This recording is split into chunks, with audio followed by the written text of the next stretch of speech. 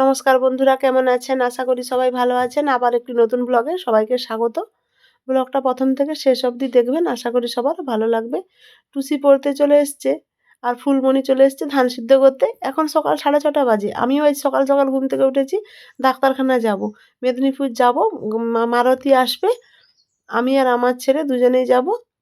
কাল থেকে নাম লেখানো হয়েছে, সন্তোষ কুমার দেকে দেখাবো। চলুন বন্ধুরা, চলুন বেরিয়ে পড়েছি। আর সময় দিয়েছে 7:30 থেকে 8টার মধ্যে গাড়ি আসবে।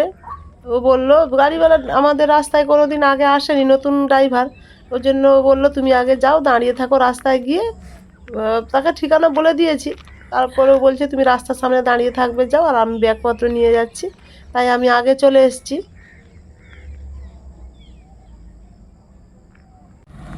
গাড়িও চলে এসছে, ব্যাক করছে গাড়িটা। নতুন ড্রাইভার, কোনো দিনই আসেনি, এই প্রথম আসলো আমাদের এখানে।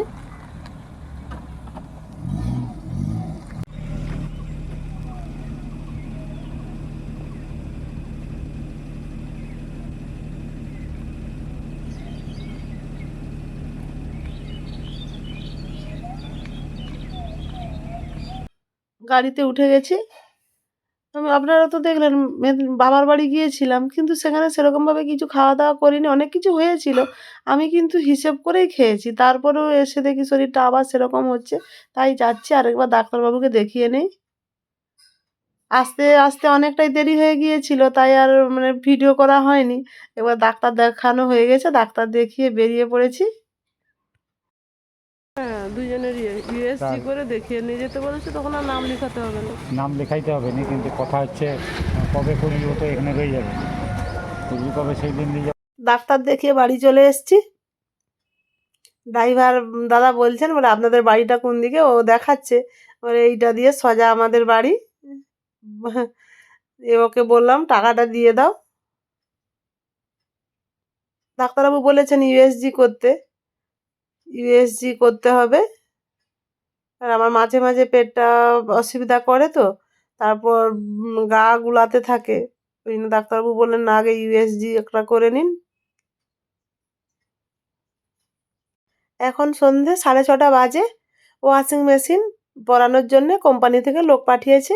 অনেক দিন হলো ওয়াশিং মেশিনটা আনা আছে, কিন্তু জল লাইন করা ছিল না, জল লাইন করা হলো। তারপরে কোম্পানির লোক এসছে, এটা ওয়াশিং মেশিনটা ফিট করে দিয়ে যাবে। আর আমার শরীর খারাপের জন্য সেরকমভাবে ভিডিও করতে পারছি না, আপনারা তো দেখছেন।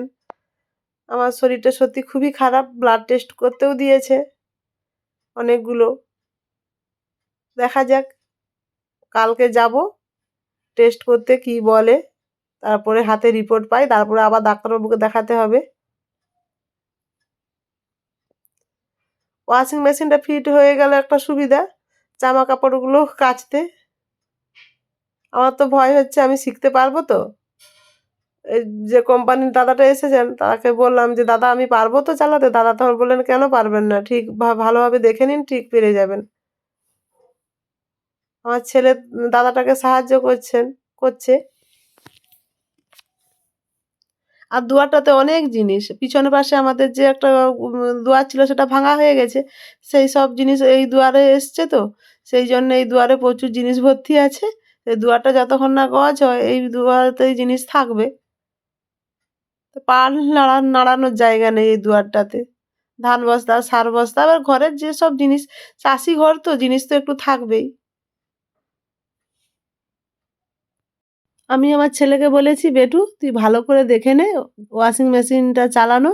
আমিও দেখবো, তবু তুই ভালো করে দেখে নে, আমি যেটা ভুলে যাব তুই আমাকে ভালো করে শিখিয়ে দিবি। আমার ছেলে বলছে, বাবা তুমি এমন করছো যেন বিশাল বড় একটা কাজ তুমি শিখতে পারবে না। তাও ভয় হচ্ছে। আর দিন আগে থেকে আমাদের জল লাইনের কাজ করে দিয়ে গেছে জয়গুরুদা। জল লাইনের পাইপ করা আছে, এইখানে ফিট করে দিলেই হয়ে যাবে, ওয়াশিং মেশিনটা এখানেই থাকবে। ঘন্টা, তুই কি কাজ শিখবি বল?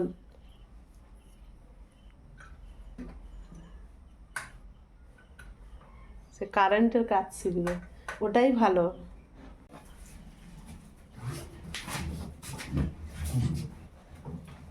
ধান বস্তাগুলো ধানগুলো সেদ্ধ না হলে হাই কি গো সেখানকে যেতে পারবে না তো। এক্সট্রা পাইপ লাগবে। এইটা একটু ওইদিকে হোক, হ্যাঁ, আরো বড় পাইপ লাগলে ওদিকেই করতে হবে।